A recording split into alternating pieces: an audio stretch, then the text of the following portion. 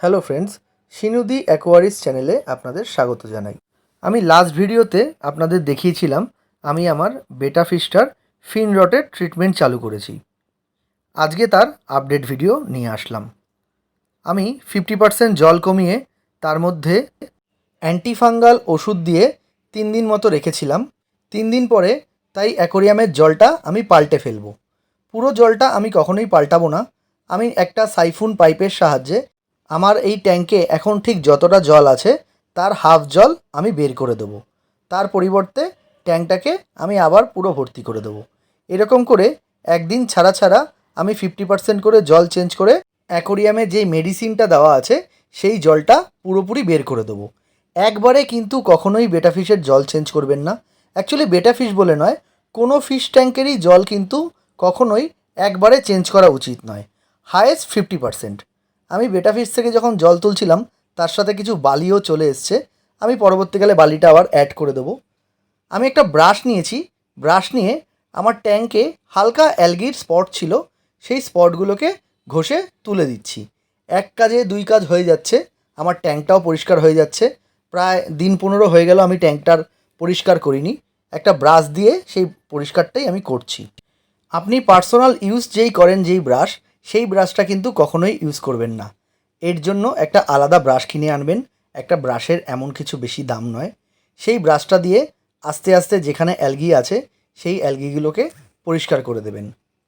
আপনারা দেখতে পাচ্ছেন আমার ট্যাঙ্কের গায়ে যেই অ্যালগিগুলো ছিল সেটাকে আমি পরিষ্কার করে দিয়েছি। আমি এবার যেই জলটা ইউজ করব সেই জলের টিডিএসটা একবার চেক করে নিচ্ছি। আমার টিডিএস 9 ppm, মানে একদমই কম।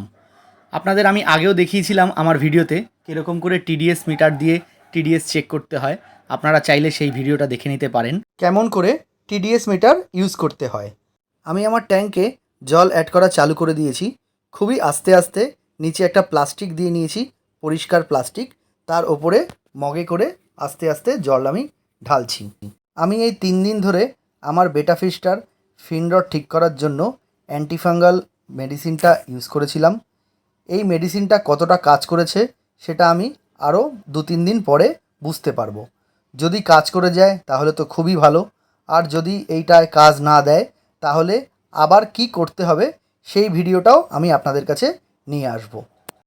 একটা কথা মনে রাখবেন, বেটা ফিন রড একবার হলে সেইটাকে সারতে অনেক দিনই সময় লাগে, এত সহজে সারবে না। আপনাকে লক্ষ্য রাখতে হবে বেটা ফিন রড হওয়ার পরে আপনি যখন তার ট্রিটমেন্ট করছেন তখন আপনার ফিশটা ঠিকঠাক মতো ফ্লেয়ারিং করছে কি না। ফ্লেয়ারিং করাটা খুবই জরুরি। বেটা ফিশকে কীভাবে ফ্লেয়ারিং করাতে হয় সেটাকে জানার জন্য আমি একটা ভিডিও নিয়ে আসব। সেখানে আপনারা দেখলে বুঝতে পারবেন কীরকম করে বেটাকে ফ্লেয়ারিং করানো হয়। আপাতত আমি অ্যান্টিফাঙ্গাল মেডিসিনটা ইউজ করে দেখলাম। মাস্টার ফিনরড পুরোপুরি ঠিক না হলেও মাছটার মধ্যে অ্যাক্টিভনেসটা আছে। এই জিনিসটা খুবই জরুরি। মাছটা অ্যাক্টিভ কিনা সেটা আপনাকে লক্ষ্য রাখতে হবে।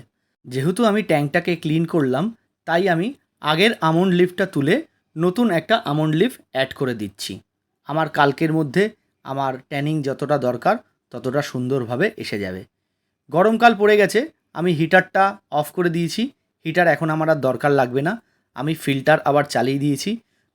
আমি এবার আমার ওয়াটারের পিএইচ লেভেলটা কত সেটা এই পিএইচ ইন্ডিকেটার স্ট্রিপগুলো দিয়ে চেক করব। আমি সেটাও আপনাদের এই ভিডিওটাতে দেখিয়ে দিচ্ছি কীরকম করে পিএইচ চেক করতে হয়। এর মধ্যে অনেকগুলো স্ট্রিপ আছে। একটা স্ট্রিপ ছিঁড়ে জলের মধ্যে কিছুক্ষণ ডুবিয়ে রাখলে স্ট্রিপটার কালার পরিবর্তন হয়ে যাবে। আমার জলের পিএইচ হচ্ছে 7। কালকে যখন আমন্ড লিফ থেকে ট্যানিন রিলিজ করবে তখন সেটা হয়তো আরেকটু কমে যাবে। তাহলে বন্ধুরা, আমার ভিডিওগুলো আপনাদের কেমন লাগছে আমাকে কিন্তু অবশ্যই জানাবেন। আমার ভিডিওগুলো আপনাদের পছন্দ হলে like, share, comment and subscribe করতে কিন্তু ভুলবেন না। আজকের মতো এখানেই শেষ করলাম। ভালো থাকুন, সুস্থ থাকুন। ধন্যবাদ।